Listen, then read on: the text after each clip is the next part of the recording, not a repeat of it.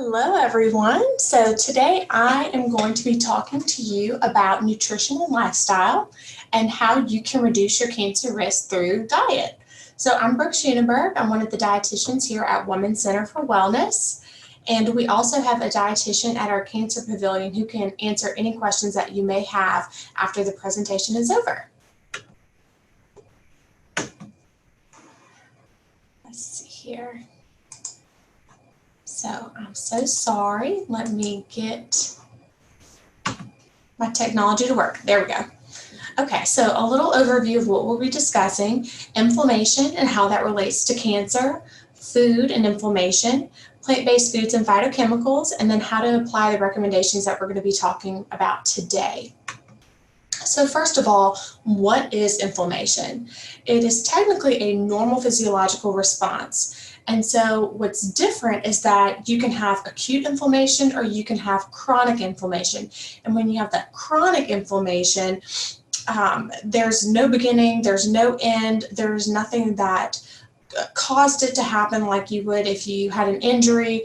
And so this chronic inflammation is what's causing this DNA damage. And what happens whenever you have damage to your DNA is that you have to get the cellular repair, and sometimes that isn't happening, and that can lead to cancer. So you have this free radical damage, and unfortunately the result would be cancer. So what can we do that can help prevent cancer? So of course, leading a healthy lifestyle, which includes nutrition and of course activity as well. So there are foods that fight inflammation and there's foods that can promote or increase inflammation. So foods that fight inflammation, if you look to the left-hand side, you're going to see these are more of your plant-based foods, more so foods that you would maybe say go along with a Mediterranean style diet. So fruits and vegetables, whole grains, nuts and seeds, beans and legumes. You'll see the only animal food on this list would be your fatty fish. So that would be things like salmon or tuna. Herbs and spices are actually a wonderful source of phytochemicals, and we'll talk a little bit about what those are later. Foods that increase inflammation or that can increase inflammation, I don't think any of these are going to surprise y'all. Red meat, so that includes beef as well as pork. Processed meat would be things like bacon, deli meat, sausage. Refined carbohydrates, so essentially taking a carbohydrate like wheat and removing the fiber component of that grain, and then you're just left with that white, fluffy, very palatable type of carbohydrate. So refined carbohydrates would be things like white bread, white rice, of course, your things that you see on the bottom like donuts and a lot of your processed desserts. I think Little Debbie snacks, sugar sweetened drinks. So this could be not just your soft drinks like your Cokes and your Sprites, but also things like Gatorade and your fun, I call them frou-frou coffees from the coffee shop. Sweet tea, it's a big one down here in the South. Stick margarine, so this was the answer to butter decades ago, and now we know that stick margarine is actually a huge source of trans fat in the diet. And then your fried food, so that exposure to that super, super high heat can actually promote inflammation. And fried food, whether it's plant-based or animal-based, it still has the same negative reaction on the body. So foods to limit or avoid. Avoiding is tough. So I would say limiting is probably the key word in this. And limit can mean different things to different people. And I'll tell you what my personal recommendation would be. So with red and processed meat, the American Institute of Cancer Research recommends limiting this to about 18 ounces a week, I want to say. So it's actually very liberal. I would say decrease that to maybe less than once a week if possible. And so a serving of meat is typically about 3 to 4 ounces, especially for women. And when I say 3 to 4 ounces, I mean at a particular sitting or serving. So I would say once a week, the less the better, honestly, because red and processed meat has been linked to colorectal cancer. Sugar sweetened beverages, I would say this is hands down one of the easiest things to get rid of. And not to make it sound like it's easy, because I'm sure a lot of times it's not, but it's one of the things you can do to control calorie intake, and especially because all of your calories in these drinks, or the majority of the calories in these drinks, are coming from sugar, and sugar definitely does promote inflammation. Refined carbohydrates, so general rule of thumb is that however many carbohydrates you eat in a day, at least half of those should be whole grains. And I would say 3 or 4 servings of whole grains a day would be ideal in terms of its reduction in other chronic diseases. And stick margarine, I would say, again, this is probably one that you can definitely get rid of altogether if possible, because there's other options available to you. Even real unsalted butter, like I love the grass-fed Kerrygold butter, or they have a lot of plant-based options now that don't have the trans fat, like your Earth Balance, for instance, is one of them that uses plant-based oils instead of the trans fatty oils that you would find in a stick margarine. Fried foods, we live in the South. I grew up on fried food Fridays. I get it. So, I mean, I think this is definitely something that's a true treat, maybe once a month, if that, if you can avoid it, or at least avoiding frying at home and making it a dining out type of treat. Alcohol is one that is definitely becoming linked more and more to cancer. And so I think for women in general, 1 drink a day is all you need. 1 drink being 12 ounces of beer, or 5 ounces of wine, or 1.5 ounces of hard liquor. And there are even some surgeons, breast surgeons, oncologists that I've heard that have recommended only 3 alcoholic beverages a week. So regardless, I would say for you out there, if you're just thinking about a realistic way to tackle this list, whatever you're doing now, cut it in half. So instead of saying, oh my gosh, I'm eating a sandwich every day for lunch, and how am I going to get rid of that? I can't just completely avoid that. So if you're doing 7 days a week, then just do 3 or 4. So just cutting back little by little makes it a little bit more manageable to help meet these recommendations. So red and processed meats. So we talked about beef, we talked about pork. Of course, lamb is a less common one, but definitely still counts as a red meat. We talked about how it already increases the risk for colorectal cancer, depending on your intake of it. Cooking any meat at high temperature can create carcinogens. So this is something great to point out when you are grilling meat. A lot of people love those beautiful char marks, those grill marks, and that's something that you don't want to see on meat, because that means that high heat has affected the what am I trying to say? It creates a carcinogen, basically, so this compound that can promote cancer. So doing the grill marks on eggplant or zucchini or vegetables, not the same effect, but on animal proteins, absolutely. So you want to avoid those char marks. You want to avoid cooking meat at a high temperature if possible. So low and slow in the slow cooker is great, or even if you are grilling, just maybe doing direct heat for a short period of time and then moving into indirect heat, and that can help. So empty calories, basically that means that there is no real nutritional value. You're getting calories, but you're not getting nutrients, you're not getting vitamins, you're not getting minerals. And so a lot of times we consider these things calorie dense, which means they're high in calories, nutritionally poor, meaning you're not getting a lot of bang for your buck. So some examples listed at the bottom of the screen is going to be like your white bread and rice and pasta, your stick margarine, your fried foods. So these are all things that can cause weight gain. These are all things that can promote inflammation. These are things that do absolutely nothing for you in terms of nutritional value. So ideally, decreasing or eliminating these would be recommended. Another thing that would be in this category would be alcohol. So does sugar feed cancer? That is the $1 million question right now, and the short answer is no. because I have a lot of patients who say, oh my gosh, I'm going to go on the sugar-free diet.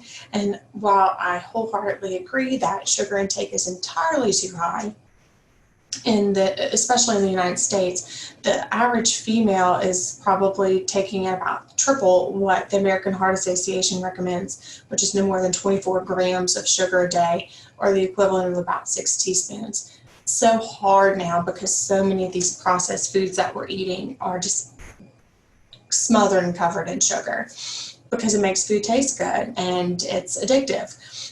But long story short, again, is that sugar does not feed cancer cells. All cells need glucose for energy, but there's no direct link between sugar and, like you see here, the speed growth and depriving does not shrink the cancer cells. But excess sugar can lead to weight gain, and being overweight or obese does increase your cancer risk. And so that's really where you want to be conscientious of your sugar intake. So sugary drinks, we talked about those. Sweets and desserts. So candy, cookies, pies, cake, all of these things that are truly treats. One of my mottos is, it's not a treat if you treat yourself every day. And so your body does not need these things, it craves these things. I have a lot of patients who struggle with sugar intake, and they just say, I can't break the cycle, it's vicious, it's all I can think about. And so I encourage everyone to try to do, I call it a 7-day sugar challenge, sugar-free challenge, where you break the mold and then see if it can help decrease your cravings. Some people say, absolutely not, that would end up with me in the pantry at midnight. And so if that's the case, then maybe giving yourself a set day or a set time or whatever you can, whatever technique is going to work for you to reduce your intake overall. Condiments, so things especially like barbecue sauce, salad dressings, these can be huge sources of sugar. Processed foods, unfortunately, pretty much everything in the aisles of the store probably have some kind of added sugar. Your cookies for kids, your granola bars, your cereals, even crackers. So you have to be very, very conscientious. And a good rule of thumb that I always like to encourage people to do is whenever you're looking at the label, check out the added sugar and look for a single digit. It's just an easy way to go through the store without counting every single thing that you eat. So sugar is sugar no matter what you call it, because I have people that ask me, what about agave syrup? What about honey? What about turbinado sugar? It doesn't matter. Sugar is sugar is sugar, and some are more natural than others, but regardless, all sugar breaks down into glucose into the body. And so there's no better version. There are less processed versions, and I guess there's more natural versions, but it all turns to glucose in the body. So the American Institute of Cancer Research, which I use as my go-to source, recommends no alcohol.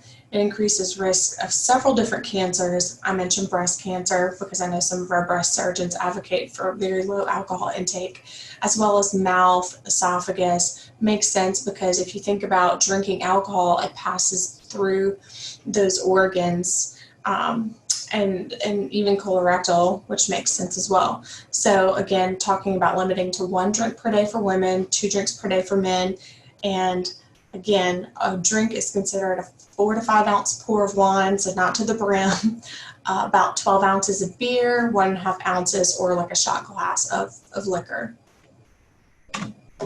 Oh, there you go. So, and here's a beautiful picture of that and what that looks like. So what the research shows, so individuals following a plant-based diet live longer, have fewer instances of cancer, they weigh less, and they have less heart disease. And so a plant-based diet, what does that even mean? Plant-based diet, I would say, just means involving a lot of foods that grew from the earth. Doesn't necessarily mean you have to be vegetarian, doesn't mean you have to be vegan. It just means that you are including a good variety of those foods every day in your diet. So why plants? Plants contain phytochemicals, Plants are low calorie, they're anti-inflammatory, nutrient dense, and they're tasty. And so I love using that acronym because it really just encompasses why plant foods are so important, especially when we're talking about decreasing inflammation and preventing cancer. So phytochemicals are naturally occurring, and they provide plants with color, odor, and flavor. So think of phytochemicals as like nature's land map. So you have your micronutrients, which are your vitamins and your minerals, and then you've got phytochemicals, which are like those little something extras. So they have antioxidant power, but they also do so much more. And so you can see right here the whole list of what they can do for you. Help with the immune system, reduce inflammation, prevent that DNA damage that we talked about, help with repairing DNA, reducing oxidative damage, slowing the growth rate of cancer cells. So the list goes on, and every single thing is positive.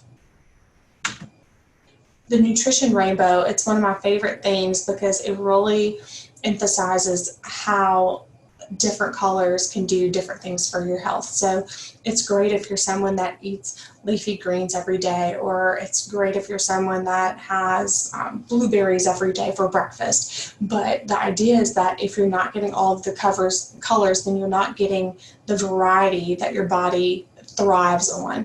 It's just like if you do the same exercises day in and day out for weeks and weeks, eventually your body gets acclimated to that. Same thing with food. If you don't get variety in your diet, then your body gets acclimated. It's not getting anything new. It's not being challenged. And you might be missing out on certain phytochemicals that have protective properties that you need. And so this is why I love saying that all colors are equally important. Even your brown group down here, which I think sometimes gets the short end of the stick, your whole grains and your legumes, because of the fiber, which is so important, especially in a female diet. We just don't get enough of fiber in our diet, goal being 25 grams a day for females. So the American Institute of Cancer Research recommends more plant-based foods. So if you think about your plate now, the goal is that 2/3 of it are going to have something that grew from the dirt. That's a good rule of thumb. And this 1/3 can be some kind of animal protein, less even if you don't need it or don't care for that much meat. So your plant-based foods are going to be your fruits and vegetables, your whole grains, nuts and beans. I would say even 2/3. So ideally, in my opinion, it would be at least half of that would be vegetables, if not more. So they call it the New American Plate. And again, you'll see over here, they did half their plate as vegetables. They did a little bit of brown rice and then a small portion of animal protein, versus this is probably what a lot of our parents' plates looked like, or grandparents' plates looked like. A big emphasis on meat protein, and then a refined, and not necessarily refined, but something like a mashed potato that the skin's been removed, so that fiber component's been removed, and probably lots of margarine and butter and fat added to these, and then another starchy vegetable, so nothing non-starchy. And not to say that peas are bad, but again, the emphasis being on the meat is what we want to avoid. So they have a list, they being the American Institute of Cancer Research, they have a list called the Foods That Fight Cancer. And this is an ongoing project. And what they do is they research different foods and what kind of cancer protective properties these foods have. And something that I want to make a note of is that any fruit, any vegetable, they all have something special about them. So if you love something and you don't see it on this list, that is absolutely no reason to not eat it. I want you to eat it. These are ones that they have just specifically done research on, and I love to point out that there's certain things on this list that you might not have thought would be there, like coffee or your soy. Soy is a hot debate food. So it's great if you go on their website, you can actually click on these individual things and see what makes that food particularly special. And they're constantly adding to this list with the more research that they do. And so right now we're going into these winter months. So the winter squash, like your butternut squash, acorn squash, that would be something fun and different to include if you haven't been doing it the rest of the year. So aim to get 5 to 9 servings of fruits and vegetables a day. And I would say primarily non-starchy vegetables, about 2 to 3 fruits, the remainder vegetables. This is a very ambitious goal. So a serving would probably be about half a cup cooked or 1 cup raw. So again, it's ambitious, but think about what you're doing now and how you can slowly improve. So I always like to set the bar at, if you're only getting vegetables at dinner, then try for lunch and dinner. And it can be something simple like adding lettuce to your sandwich that you're cutting back on to 3 days a week, or eating carrot sticks, with lunch or as part of a snack with hummus. And so just thinking of easy ways that you can incorporate those into your daily life. And in fact, we have some easy ways to add plants right here. So adding berries to your oatmeal, or even if you're eating that cereal, that's okay too. You can add fruit to your cereal. Topping a salad with extra vegetables and even beans. It doesn't have to be garbanzo beans. It can be cannellini beans, it can be black beans. And so thinking of salad beyond just your lettuce and your tomato. Ground flaxseed, stir that into your yogurt. You could add that to a smoothie. Pairing fruits or vegetables with a plant-based dip like hummus or guacamole. So I love carrots or celery with hummus. I love bell pepper strips with guacamole. So something just new to try, and it doesn't have to be every day of the week. And again, because we're getting to those chillier months, doing veggie soups, doing veggie stews right now, great way to add vegetables to your day, even baked goods. So one of the things my kiddos love is a carrot zucchini bread, and it tastes so good. It's got cinnamon, it's fantastic. And so you can sneak stuff in. So when you're eating, this question, what can this food do for me, is something that you can always ask yourself. So choosing foods closest to their natural state, meaning what did it look like before it was on my plate? And I don't know if that's a weird way to think about something, but basically, the apple, that's how you picked it off the tree versus, maybe a cracker. And not to say crackers are bad, but crackers didn't grow from the ground. You took the wheat. Then what did you do to the wheat? You have to process it. So is it a refined wheat product? Did you take all the fiber away, or is it a whole wheat product? And choosing foods with the fewest ingredients possible is another great tip if you're trying to choose something closest to its natural state. And then, of course, you can always try to satisfy cravings with healthier alternatives. So gravitating towards fruit or a yogurt with honey for if you're craving something sweet. If you want something crunchy, carrots, cucumbers, kale chips are delicious if y'all haven't tried them. It's basically just dehydrating them in the oven for a few minutes. If you want something salty, you gotta love nuts. Celery is a naturally salty vegetable as well.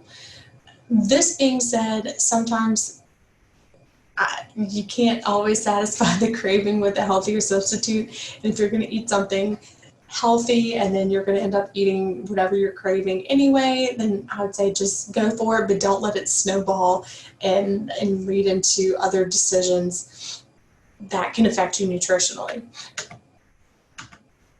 So choose chicken, turkey, or fish more often. Choose smaller portions of lean red meat on occasion. And so we talked about possibly just doing it once a week or less. 3 to 4 ounces is really all you need. And then choosing meat-free protein. So beans and legumes down here in Louisiana, doing a red or a white bean on Mondays I know is pretty traditional. Nuts and seeds, I love doing this for snacks. Especially, I also like doing that for morning time, because I do find like people are always looking for some kind of protein in the morning, and if they don't like eggs, I feel like nuts and seeds are a great way to get in that protein. You could add peanut butter to your oatmeal or on top of toast. It's quick and easy and it's so good. So how to eat less sugar. So carrying healthy snacks around like fresh fruits and nuts. Not always the easiest thing depending on what it is or where you're going. Cinnamon actually has a great effect in terms of making things taste sweet, even though you're not adding sugar. One of my colleagues loves to put cinnamon in her coffee. She said it feels like it gives it that little kick where she doesn't need to add a ton of extra sugar. Infusing water with berries or citrus can add a little kick to your water, so you don't feel like you need to drink something sweet like Gatorade or Coke or whatever. And then swapping sodas for flavored sparkling waters. LaCroix are very popular. If you like a little bit something more in terms of flavor, Spindrift is a great brand that uses a little bit of fresh fruit juice and much less sugar. So exercise. So exercise can help cancer patients and survivors, but I would say even if you have never had cancer and you're just trying to prevent cancer, getting moving can help control your weight, keep you in that healthy BMI range, and keep you active. And of course, reducing fatigue, anxiety, and stress, I think, is a huge one as well.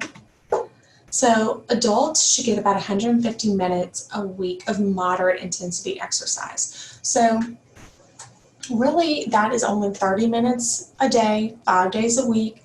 Moderate intensity being something like a jog or a bike ride, something where you can probably talk, but not like we're talking now, or not like I'm talking now. If you are getting vigorous activities, so more like a high intensity interval training class, or you're doing some type of activity where you cannot talk, and talking isn't possible, that's more like 70 to 90 minutes a week. And then of course, also doing muscle strengthening activities on 2 or more days a week. So doing full body a few days a week, or doing upper and lower and alternating that. And then again, using weight or resistance bands to target muscles and hopefully build some lean muscle mass, or even just maintaining lean muscle mass, because that will make you more metabolically active at rest, which is great, again, for weight maintenance and overall health, and of course bone density as well. So we already talked about some moderate intensity exercises, cycling, gardening. I don't know if I would count that really as much as I would do like dancing or aerobics or walking. Vigorous activity would be jumping rope, hiking uphill, absolutely, swimming laps. So BMI, so if you don't know your body mass index, which is really just your weight relative to your height, you can find an online calculator. There's one by the NIH that I really like. And so you just type in your height, your weight, and it will tell you your BMI. And so if you look at this, anybody that has a BMI between about 19 and 25 is considered healthy. Now, BMI is not perfect because it doesn't take into account your body composition, but it's still overall the best picture that we can give you without knowing any other factors. And so if you are considered overweight or obese, then the goal would be to maintain and reach and maintain that healthy BMI. If you're underweight, same thing, we would want you to get into that healthy BMI. So there are some cookbooks that are great resources if you're trying to think about how to incorporate more plant-based foods into your diet. The Plant Powered for Life is one of them. There's also tons of Mediterranean diet cookbooks that are out on the market now. So again, when we talk about being plant-based, you don't have to be vegetarian, you don't have to be vegan. It's just about how do you increase your intake of plant-based foods. And so whether or not that means you decrease your intake of protein or animal protein foods is one thing, but of course just making it not the focus of your plate anymore. And then some websites and resources. So the American Institute for Cancer Research is definitely my #1 resource for anything that's cancer prevention, cancer treatment, or cancer survivor related. It's a great resource for nutrition, exercise, lifestyle in general. And then I love this because they put out this 30-day cancer prevention checklist. So if you do one of these things every single day, then you are becoming a healthier, more active, person and leading a more nutritionally balanced lifestyle. And it's fun stuff. So replacing meat with beans or lentils, or go for a bike ride, or try a new fruit. They're all easy, manageable things that you can do. And you might find something that you love that you didn't know you loved before you tried it or did it. So it's just a great list, and I'm happy to share this with y'all if you're interested, or you can go onto the American Institute for Cancer Research and find it in the search box. It's called the 30-Day Cancer Prevention Checklist. So if anyone has questions, I would love to be able to answer them for you. You can always email me at brooke.schoonenberg@womans.org. That's BROOKE.SCHOONENBERG@womans, WOMANS.org. Thank you so much for your time today. I hope you enjoyed it. Hope you learned something new. And please feel free to reach out and please feel free to reach out and email me if you have any questions, if I can expand on anything a little bit more.